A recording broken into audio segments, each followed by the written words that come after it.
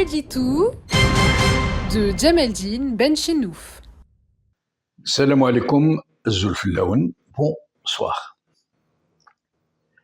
La presse algérienne nous apprend que M. Abdelmajid Tebboune, président de la République algérienne, démocratique et populaire, chef suprême des forces armées, ministre de la Défense, a présidé mercredi une réunion du Conseil des ministres, consacrée, comme à chaque fois, à plusieurs secteurs, dont celui du tourisme, qui revient chaque année sur la table avec les mêmes très fermes recommandations et des mesures d'urgence à prendre pour que l'ouverture de la saison estivale se passe dans les meilleures conditions.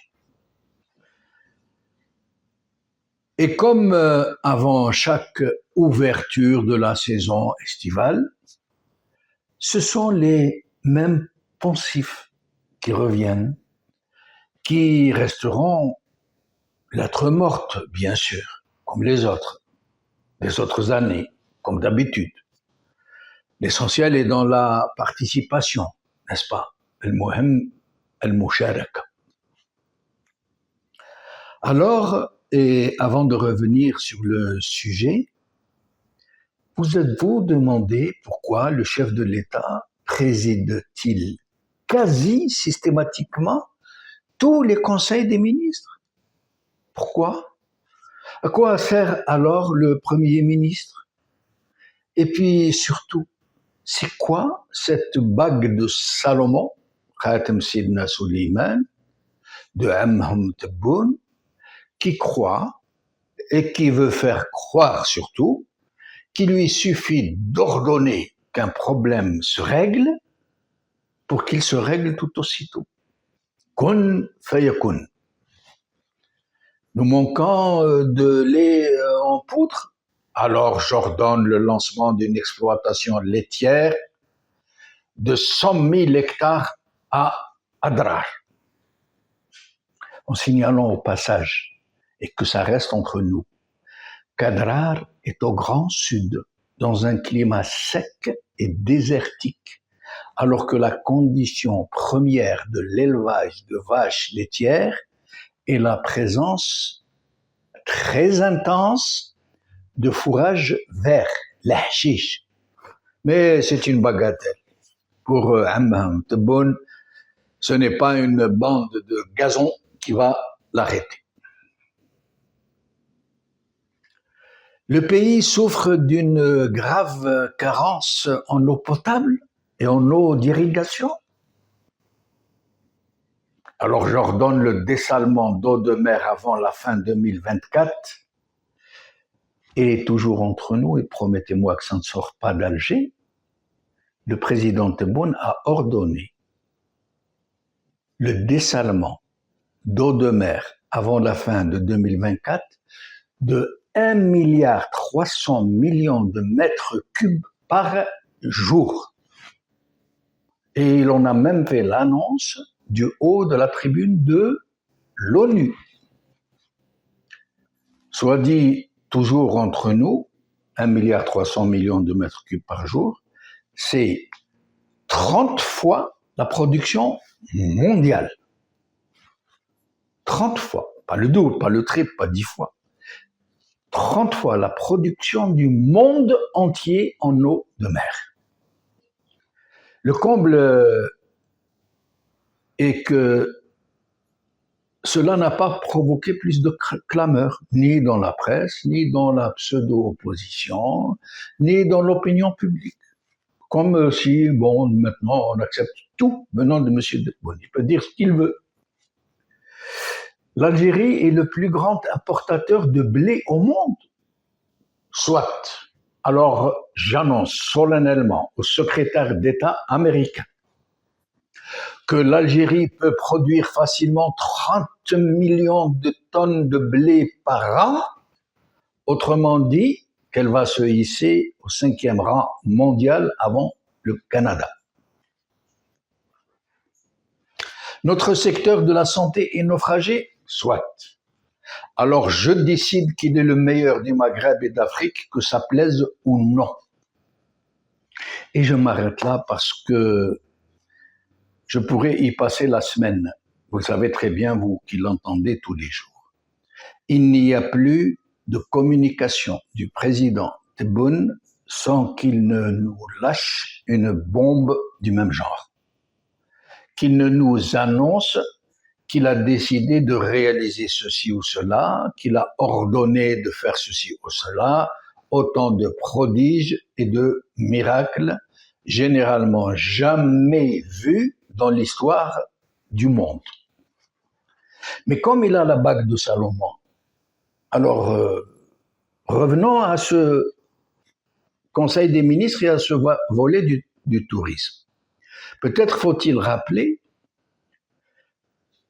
que l'Algérie dispose d'un potentiel touristique exceptionnel. Parmi, et je n'exagère en rien, et c'est l'avis de tous les spécialistes du monde, parmi les meilleurs du monde. S'il pouvait, ce pays, se sortir du bourbier, de la jungle, disposer d'un véritable gouvernement, de véritables institutions, de services publics dignes de ce nom, d'élus locaux et nationaux à la hauteur, il pourrait offrir des prestations aux normes. Il deviendrait très vite une destination touristique privilégiée et permettre au pays d'engranger dans ce seul secteur infiniment plus que ses recettes pétrolières. Pour l'exemple, l'Espagne, pour 2024, prévoit des ressources financières du seul tourisme de l'ordre de 200 milliards de dollars. 200 milliards de dollars pour une année. Pour 2024, qui va être une année record, mais les autres années n'ont pas été loin. Alors que l'Algérie dispose de bien plus de potentiel et de diversité géologique, géographique, climatique que l'Espagne. Mais il ne suffit pas, comme l'a exigé le président Tebboune, d'interdire aux plagistes de faire main basse sur les plages publiques ou d'interdire aux parkingers de faire main basse sur tout l'espace urbain pour le transformer en parking payant. Le tourisme ne veut pas dire faire des réunions avant chaque saison estivale pour décider de ce qui ne pourra pas de toutes les façons se réaliser. Seraient ces deux petits domaines. Interdire aux plagistes de faire main basse sur les plages et aux parkingers de transformer toutes les rues du pays en parking payant. Que ça, ils ne pourront pas le faire. Et c'est chaque année qu'ils le promettent sans le tenir. Nous le savons tous très bien. La plupart des plus grands pays touristiques du monde ne disposent même pas de ministère du tourisme. Ça ne sert à rien de bureaucratiser les choses. Le tourisme est un tout. Un pays où la bureaucratie n'existe pas, où les routes sont praticables, où l'hygiène des hôtels et des restaurants est aux normes minimales, où le ramassage des ordures est régulier, où il y a de l'eau dans le robinet, où la police ne flique pas les touristes, où les transports sont performants, où le commerce est florissant, où l'artisanat est vivant, où la société est apaisée, où la sécurité est garantie, où les gens sont libres de s'habiller à leur guise, où les prix sont abordables et où chacun peut trouver des services selon sa bourse et ses moyens, et une infinité d'autres exigences du genre. Il ne suffit pas de pontifier sur le pays continent pour que les millions de touristes affluent.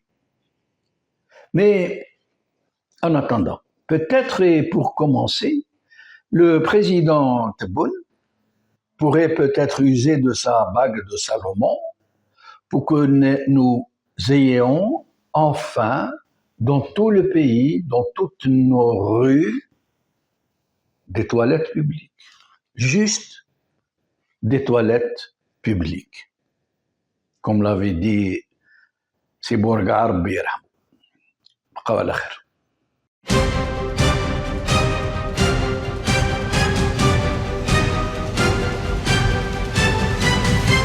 L'édito de Djemeldine Benchenouf.